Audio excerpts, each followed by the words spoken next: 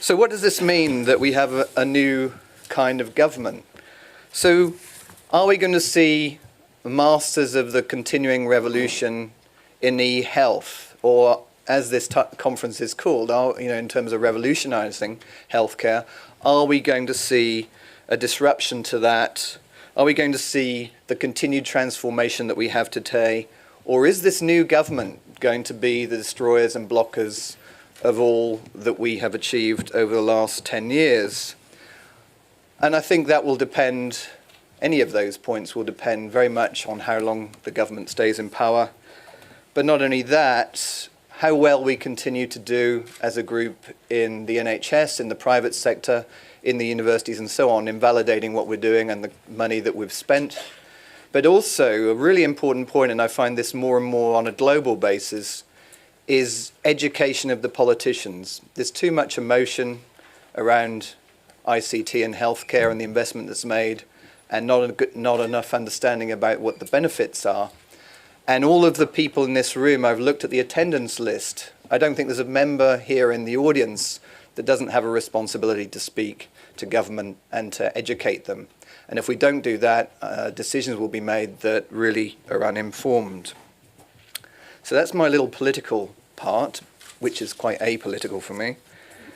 Now, do you remember the first time, and some of you are probably too young, that you had a scientific calculator from Hewlett-Packard or Casio, and how proud you were of that thing and how you hid it from the people in your lab or whatever, and how you could do so much on that little thing? I certainly do, and I can almost remember the date that I got it.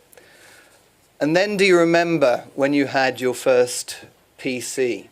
I remember mine back in the late 70s when I got my first Commodore PET.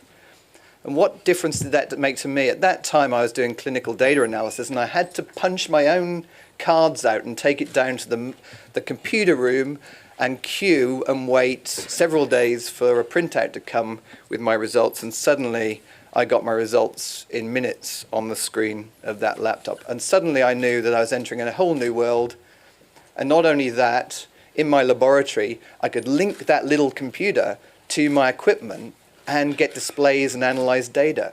And suddenly we didn't want to go to the pub in the evening anymore, and we were also using that same computer to do risk on horse racing, and we started to win bets on the horses. So as a student, it was a really major revelation to me. Now, of course, I mean, do you remember the first time you used the internet? The first time you used Sky TV? The first time you used Google Maps? How many of you have an iPhone now? How many of you remember the first time you got on a Wii board, which actually, if you think about it, is a little bit of a rehabilitation tool, which we could use in healthcare going forward? Now, all of these things that we're getting are really moments of transformation for society and also for healthcare. Now, I feel like that about e-health, but not just about the medical record. It's about the whole thing of if we now start to look at the whole situation that technology can bring with data. In other words, if we go back into where we were coming before in terms of diagnostics, if we can now put diagnostic sensors into individuals that can deliver drugs, but diagnostic sensors can respond to all sorts of things, but also wirelessly can transmit data, then the whole infrastructure we've put in place and the medical records system we've put in place can be linked in to real-time information, particularly in the growing chronic conditions area, which the next speaker will, I hope, speak a little bit about. So we're now migrating from the situation where we can deal with the data to actually remotely monitoring healthcare and making really significant improvements in the care we have, and I believe at a much lower cost.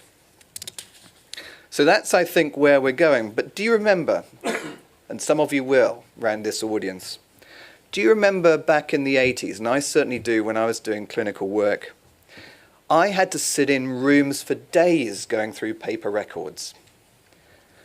In those paper records, the real frustration in most of them when I was doing my studies was omissions of information, missing test results, lack of clarity on treatment regimes, medical errors, lack of patient follow-up, and, of course, missing patient records. Those things aren't completely a thing of the past, but if we go on continuously implementing the technologies that we actually have available, those things should rapidly be a thing of the past. And of course, the patient implications of those and the cost implications are huge. So we should be able to, through medical records, improve patient care and reduce costs. And sometimes people miss those links. Now,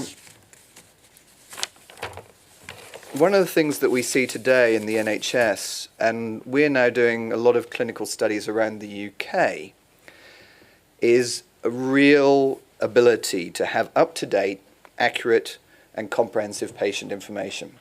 And my people hate it when they don't have that. In fact, the differences between a trust that's proactive in the clinical research setting and one that's not is determined quite a lot by whether they have electronic data capture or not. And so I think those that don't progress with the times and don't do these things will be left behind in a number of respects, not just in terms of quality of care, but also in terms of progressing into the future in terms of new developments.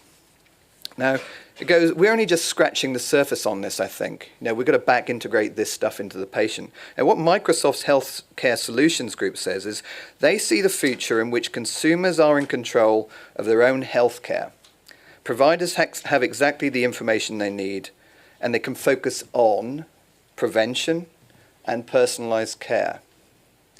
So not only are we migrating in the future healthcare out of the acute, costly setting into what has been termed polyclinics or polysystems and into the primary care environment, the intent with this kind of technology is we can now move that situation into the home for chronic conditions, into more ambulatory care, and give those people continuous care rather than sporadic 3 to 6 month visits to the hospital, or situations where there's an acute event where suddenly there's an emergency situation that becomes more costly. But the important point there was the patient starts to control their own health care. And with the technology we're seeing, that's certainly the way we go. Now, what I really believe is that everything will become, in this healthcare environment, e-facilitated in the future. We need the specialists, we need the specialist doctors, but also the whole environment of where the care takes place will be facilitated through e-solutions. But it needs also integrating with new technologies in terms of wireless sensors for diagnostics, dosing devices, information systems, algorithms, all sorts of other technology. It's not just about the medical record. And all of this is going to give better health outcomes at a lower cost. Just one last point that I'd like to make going forward is that we need to stop criticizing the developments we're making in healthcare. These are fantastic things. I was in the United States last week with the people who are administering and implementing the new Obama reform in IT. And I can tell you over there in the primary care setting, they do not have the infrastructure and capability we have today. And they don't know yet how they're going to do it. And we're going to hear from a speaker later who I've been speaking to this morning that's going to help us understand, I hope, a little bit more about how that migration is going to take place. But we're in a position today of luxury compared to many of the healthcare systems in the world, and we don't appreciate it. And we need to stop criticizing it and making best use of it and improving it still, though.